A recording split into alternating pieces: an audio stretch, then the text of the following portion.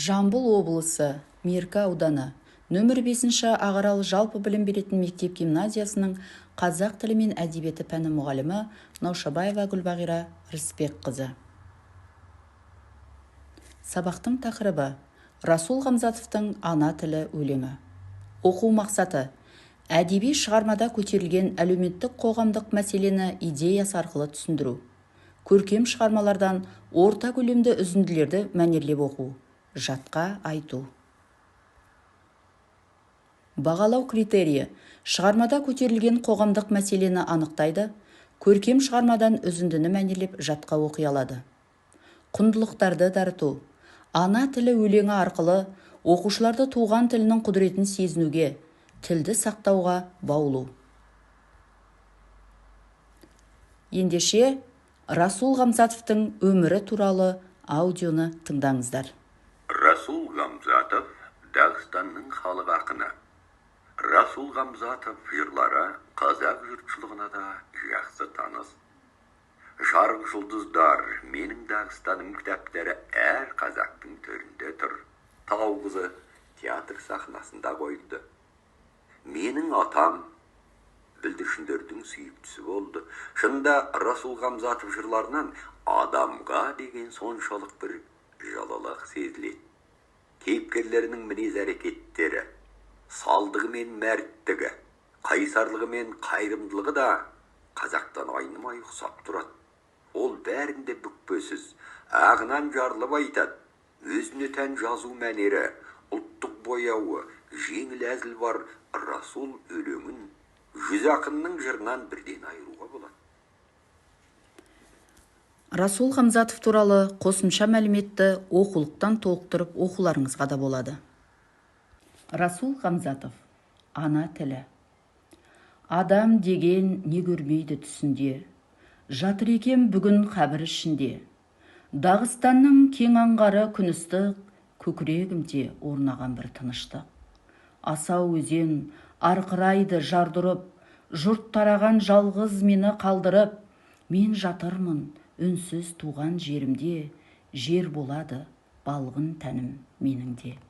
Мен жатырмын қара жерге табына, көрмейді ешкім, келмейді ешкім маңыма, тек қырандар шаңқылдайды шың жақта, бұғылар кеп ыңырсиды бір жақта. Кетті ғой деп қыршын ғана жасында, жыламайды ешкім молам басында. Анам қайда, досым қайда күндегі, жарым қалай жатқанымды білмеді. Бар адамнан жатырмын тек бөлекмен, бір дауысты естіп қалдым кенеттен. Естідім мен осы арадан үнінде, екі кісі сөйлес табар тілінде. Мен жатырмын қара жерде көз жұмып, мұны екеуі күбірлейді сөз қылып. Ғасан деген бір кісінің қулығын, Әли деген бір кісінің сұмдығын. Естідім де сөзін ана тілімнің, бойым жылып лездемен тірілдім. Балгер демес, дәргер демес емдейтін, тек өзімнің тілім екен сөйлейтін. Өзге бір тіл емдер басқаларыңды, мен онымен айта алмаймын әнімді. Егер тілім ертең болса құрмақ, мен дайынмын өлуге де бүгін ақ. Расул Ғамзатовтың ана тілі өлеңі. Тапсырма 1. Өлеңнің идеясы қандай және ол өлеңнің қай бөлігінде ерекше көрініс тапқан? Яғни, төменде берілген сызбаны толтыру қажет. Негізгі идея және өлең жолдарынан үзінді. Берілген дескриптор идеясын анықтайды, өлеңнің қай бөлігінде көрініс тапқанын жазады. 2. Тапсырма. Өлеңде көтерілген мәселені анықтап, Попс формуласын толықтырыңыз. Менің ойымша, себебін мен былай түсіндіремін. Оны мен мына мысалдармен, фактілермен дәлелдей аламын. Осыған байланысты мен мынандай шешімге келдім.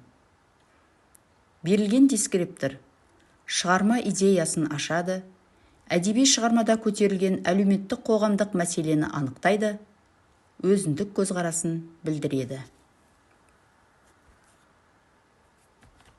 3. Тапсырма. Расул Ғамзатовтың ана тілі өлеңін нақышына келтіріп, мәнерлеп оқу.